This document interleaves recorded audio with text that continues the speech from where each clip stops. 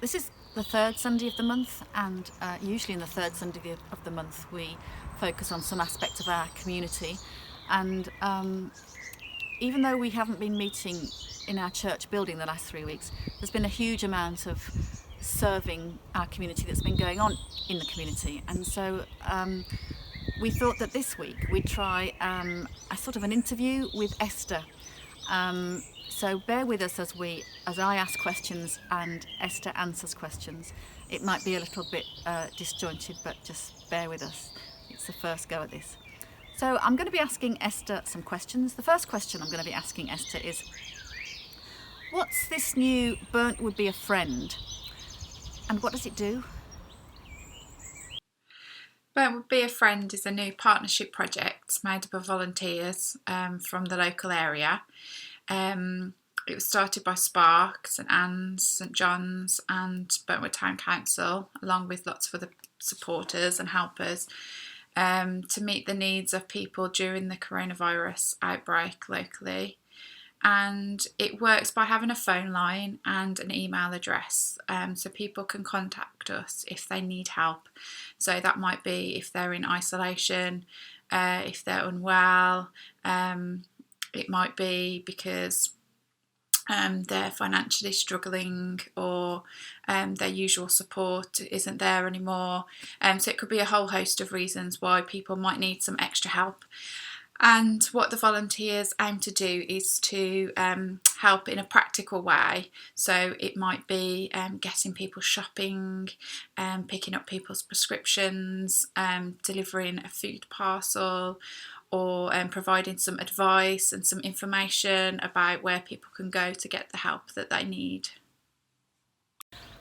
And so the second question, Esther, is why do we need Burnt Would Be a Friend? Burnt Would Be a Friend is needed because we realised quite quickly when the outbreak started that people were going to be isolated, people were going to need a network of support to be able to call on. And also there are lots of people that wanted to do something and wanted to help others. And so rather than doing things on our own as individual charities and churches, we thought it'd be much better to pool our resources, pool our energy and time, and come together and do something as a joined up effort, and have one central place that people could come to get some help. And it's also needed because we don't want anybody in the town to feel like they've got nowhere to go and nobody to help them. We want everybody to feel like they have got a friend to call on, and that's the role that we hope Burnt Would Be a Friend can play. So it's really helping people when they are stuck and they have got nobody else to turn to, nobody else to help, and hopefully we can be that place where we can signpost people or provide that help that they need, and that's provided through a fantastic and enthusiastic team of volunteers. The third question is, what is St Anne's involvement in Burnt Would Be a Friend?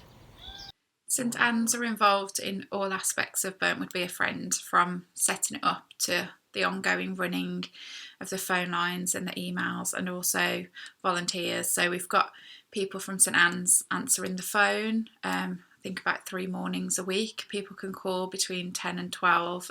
They'll speak to somebody from St Anne's, and there's somebody every day of the week who will pick up calls between 10 and 12. But also there's a really fantastic team of willing volunteers from St Anne's that are going out with the Burnt Would Be a Friend lanyards on, going to drop off food parcels, going to do shopping for people, giving people a ring, seeing if they're okay, if they need anything, just calling them for a friendly chat. And also Rose, and Richard are heavily involved with the food bank now, as the food bank operations in Burntwood nearly stopped because of coronavirus and not having the volunteers and the teams.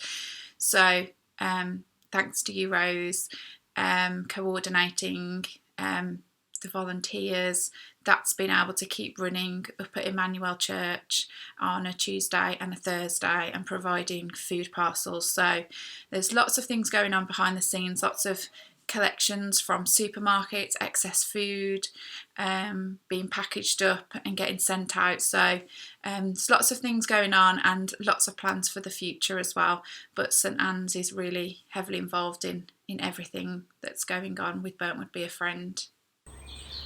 And what would you say are the positive outcomes that there have been in this new partnership? What are the positive outcomes?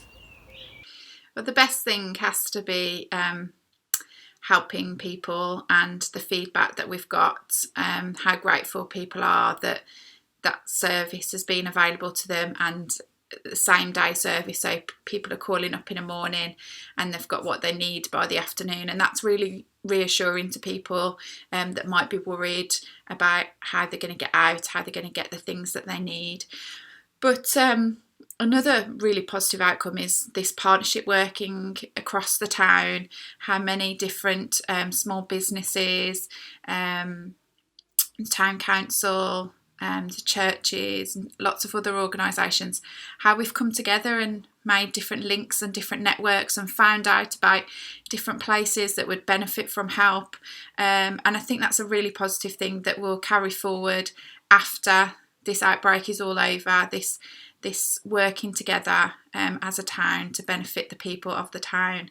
And then also it's this new team and this new network of volunteers that have come together as well, and it's taken a crisis for this outpouring of sort of generosity and willingness and teamwork, that people are really, really keen to help, and that's just fantastic, and like long may that continue as well. So, you know, Burntwood Be a Friend, I hope, will be around for a long time. It won't just be for the short term, and will be available to help people in the future as well.